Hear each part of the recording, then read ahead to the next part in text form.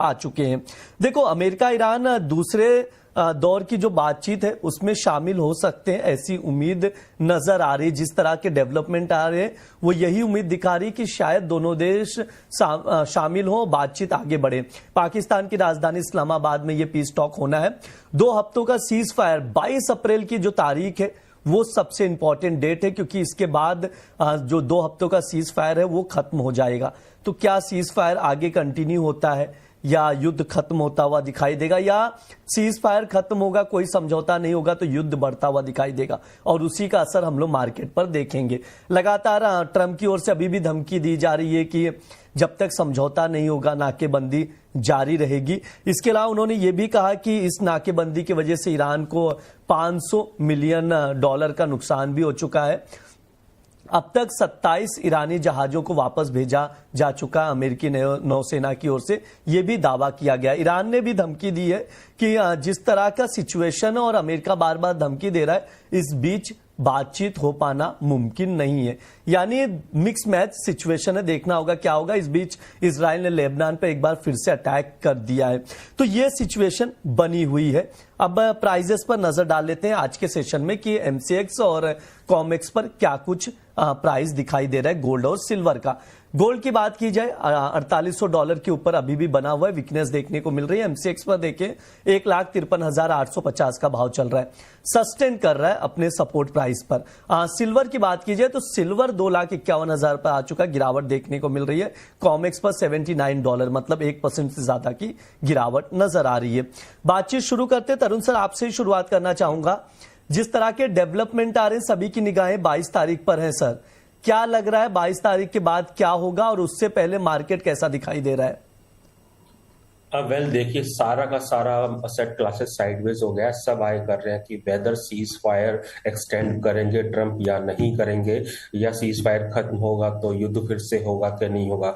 युद्ध होने की पॉसिबिलिटीज काफी डिम है, क्योंकि ट्रंप के ऊपर काफी प्रेशर है उनकी पार्टी से, अपोजिशन से भी, कंट्री से भी और डिफरेंट कंट्रीज से भी। सो प्रॉब्ली यही कारण है कि वो बार बार चाहते हैं कि डील हो जाए, डील हो जाए, डील हो जाए।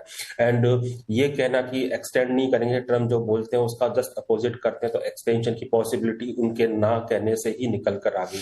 अभी मेरे को प्रॉब्लम ये लगता है मार्केट के अंदर, जेडी वॉन्स और उनके ऑफिशियल्स जो है बारात का स्वागत करने के लिए इस्लामाबाद तक पहुंच जाएंगे। चिंता का विषय ये है, क्या ईरान से बाराती आएंगे इस्लामाबाद, और क्या जेडी वॉन्स बिना बारात का स्वागत किए बिना फिर से अमेरिका रवाना होंगे लास्ट टाइम की तरह? क्योंकि ईरान का ये कहना है they would not participate in the peace deal, जिस तरीके से उनके ईरान फ्लैग कार्गो को रोका गया है। So ultimately they want blockade to be removed before having any talk, and peace talk इतना आसानी से होगा नहीं। ईरान के जो मुद्दे हैं कहीं ना कहीं उस पर अमेरिका को झुकना पड़ेगा। अगर वो नहीं झुकेगा तो मीटिंग दर मीटिंग चलती रहेगी। यही कारण है मार्केट के अंदर काफी अनसर्टेनिटी। आज काफी सेफ प्ले करना चाहिए। नो डाउट हाई से आज गोल्ड सिल्वर प्रॉफिट बुकिंग दिखा रहे हैं, बट हमारा ऐसा मानना है 4735 काफी अच्छा सपोर्ट है। गोल्ड कॉमेक्स स्पॉट का इंडियन मार्केट में 1,50,000 काफी अच्छा सपोर्ट है। मे भी वहां से फिर से बाइंग आते हुए देखें। 4835 हायर रेंजेस पर रेजिस्टेंस का काम करेगा आज के लिए, वहीं 1,55,500 इंडिया में रेजिस्टेंस का काम करेगा। बाकी जो भी ट्रेड लें इंट्राडे के बेसिस पर लें, ओवरनाइट कैरी ना करें। कल मार्केट कहां का कहां खुल सकता है, तो काफी ज्यादा एक्स्ट्रा ऑर्डिनरी प्रॉफिट या लॉस वाला सिचुएशन भी हो सकता है। जी भाविक सर, आपका क्या व्यू है, क्या राय रखते हैं, कैसे देख रहे हैं दोनों देशों के बीच जिस तरह से तनावपूर्ण स्थिति बनी हुई है, समझौता हो पाएगा या नहीं, और अगर होगा तो क्या इंपैक्ट दिखाई देगा, अगर नहीं हुआ तो क्या होगा? देखिए, अभी फिलहाल तो समझौते की चांसेस भी कम ही लग रही है, क्योंकि इस हिसाब से हम देख रहे हैं कि एक साइड से ईरान भी बोल रहे हैं कि जब तक ब्लॉकेड लिफ्ट नहीं करेंगे तब तक वो निगोशिएशन टेबल पे नहीं आएगी। हालांकि ये WSJ का एक रिपोर्ट जरूर से आया है कि ईरान शायद ये सेकंड टॉक में शामिल होंगे, बट अगेन कल की डेडलाइन है, तो मुझे लग रहा है कहीं ना कहीं आई थिंक तरुण जी से भी सहमत हूँ कि मुझे नहीं लग रहा यूएस जो है वो वापस से वॉर शुरू कर देंगे, क्योंकि क्योंकि वहां पे भी डोमेस्टिक प्रेशर बन रहा है, और वहां पे भी अगर हम देखें तो इनफैक्ट फेड के वहां से भी स्टेटमेंट आ रहा है कि आई थिंक जो पीक आना चाहिए था क्रूड में वो आ चुका है। दैट मीन्स कि उनको भी नहीं लग रहा कि शायद एस्केलेशन हो सकता है, but you never know.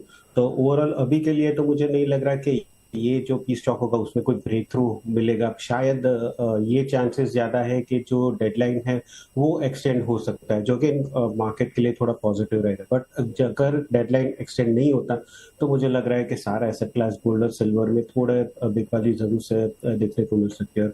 Again अभी के लिए फिलहाल इंट्राडे ही रखिएगा, क्योंकि ओवरनाइट वी नेवर नो कि क्या आने वाला है और क्या आ सकता है। बट ये जरूर से कह सकता हूँ कि गोल्ड और सिल्वर में अभी के लिए मार्केट एंटिसिपेट नहीं कर रहा है कि कोई नेगेटिव आ सकता है। इनफैक्ट गोल्ड की ETF भी देखे वेस्टर्न साइड से तो वहां पे भी बढ़ रहा है। हालांकि ओपन इंटरेस्ट अगर देखें इंटरनेशनल मार्केट में गोल्ड और सिल्वर में, वहां पे साइडवेज है। दैट मीन्स कि अभी भी मार्केट को कोई डायरेक्शन नहीं है, बट मुझे लग रहा है बेस वैल्यू बन चुका है। तो गोल्ड और सिल्वर में आई थिंक गोल्ड मेरी थोड़ी ज्यादा टॉप पिक रहेगी, क्योंकि वो थोड़ा सेफ लग रहा है सिल्वर के कंपेरेटिवली, क्योंकि सिल्वर में थोड़ी वॉलेटिलिटी ज्यादा रहती है। आई थिंक गोल्ड में मिनी कॉन्ट्रैक्ट में मई में 1,52,000 का बाय करके चल सकते हैं 153 के टारगेट के लिए, 151,500 का स्टॉप लॉस है। ठीक है, गोल्ड में सर की ओर से खरीदारी की सलाह दी जा रही है। गोल्ड मिनी में कॉन्ट्रैक्ट 1,52,000 पर लॉन्ग करके चल सकते हैं। 1,53,000 तक के टारगेट के लिए 1,51,500 का स्टॉप लॉस लगाएं, ये सर की राय है। तरुण सर, जिस तरह से आपने सपोर्ट बताया उस सपोर्ट से गोल्ड जो है प्रेशर जब भी आया तब भी सस्टेन किया है, तो क्या ये गोल्ड की स्ट्रेंथ दिखा रहा है? Well, time and again we are saying 4 हफ्तों से लगातार तेजी देखने को मिली है। And what is happening in the market, कोई भी नेगेटिव न्यूज आ रही है तो माइन्यूट सा प्रॉफिट बुकिंग आ रहा है, then consolidation even before getting the positive trigger price बढ़ना चालू हो जाते हैं। और the moment we have a positive news in the market, prices के अंदर शूट अप आता है। 4 हफ्तों से तो यही स्टोरी है। देखिए लास्ट मंडे को भी क्या हुआ था एग्जैक्टली, पहला राउंड ऑफ टॉक सक्सेसफुल नहीं हुआ, गैप डाउन ओपनिंग हुई, उसके बाद में सडन मार्केट ने 2-3 घंटे के अंदर ही हाई रिवाइज कर दिए। कल भी गैप डाउन ओपनिंग था मिडिल ईस्ट टेंशन गहराने के बाद में, लेकिन देखिएगा मॉर्निंग से ही प्राइस काफी तेजी से रिकवर हुए और रात होते होते तो काफी अच्छे लेवल देखने को मिले।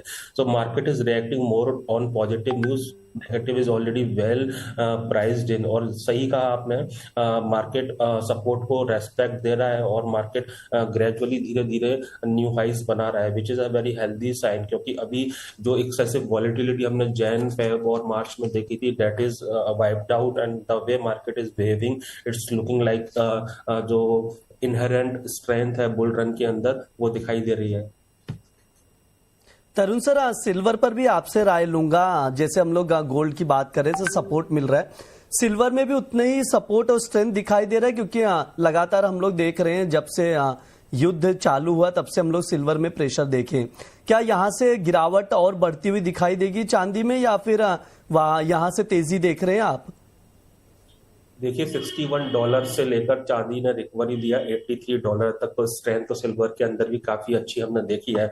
हमारे मार्केट में भी देखिए एक बार को तो 2 लाख के नीचे स्लिप की थी लेकिन सस्टेन नहीं करी, उसके बाद में 2,62,000 के आसपास के प्राइस हमने लास्ट फ्राइडे को देखे हैं। सो स्ट्रेंथ तो सिल्वर के अंदर भी काफी अच्छी देखने को मिल रही है एंड दैट विल रिमेन, क्योंकि इसको जो बेनिफिट मिल रहा है not only from gold's movement, simultaneously जिस तरह से इंडस्ट्रियल कमोडिटीज अच्छा परफॉर्म कर रही हैं, स्पेशली कॉपर, जिंक, एंड उसके बाद में जिस तरीके से रिस्क ऑन मोड है स्टॉक मार्केट में पार्टिसिपेशन आया है, so altogether that is also like giving extra fuel to the silver's rally. So no doubt देखिए अभी जैसे मैंने गोल्ड के केस में कहा, long term story is very much intact और अभी जो मूवमेंट हो रहे हैं that is giving confidence in the rally and that is likely to sustain even कोई भी पैनिक होगा तो वो भी मार्केट डाइजेस्ट कर लेगा। अभी मार्च वाला पैनिक मार्केट ने डाइजेस्ट करके मार्च के लो से कितना हाई है और तो समझ सकते हैं कि एग्जैक्टली कितना स्ट्रॉन्ग मोमेंटम गोइंग फॉरवर्ड देखने को मिलेगा। इंडियन मार्केट में 2,47,000 इज द गुड सपोर्ट, उसके नीचे प्राइस जब तक नहीं जाते हैं शॉर्ट टर्म बिकवाली की आशंका बहुत माइन्यूट हो जाती है। 2,50,000 से 2,49,000 के बीच में बाइंग देखने को मिलेगी। एक्टिविटी काफी स्क्यूड हो गई है, तो प्रॉब्ली हो सकता है कि 2,54,000 55,000 के आसपास प्रॉफिट बुकिंग इंट्राडे में देखने को मिले।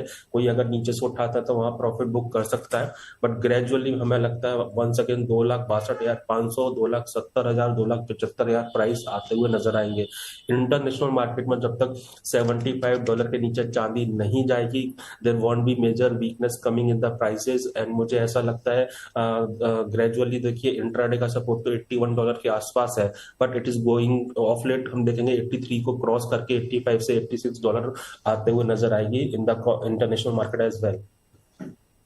ठीक है, ये सर की राय। भाविक सर, एक चीज समझना चाहेंगे, जैसे 22 तारीख का आपने जिक्र भी किया, कहा कि समझौते की उम्मीद कम है।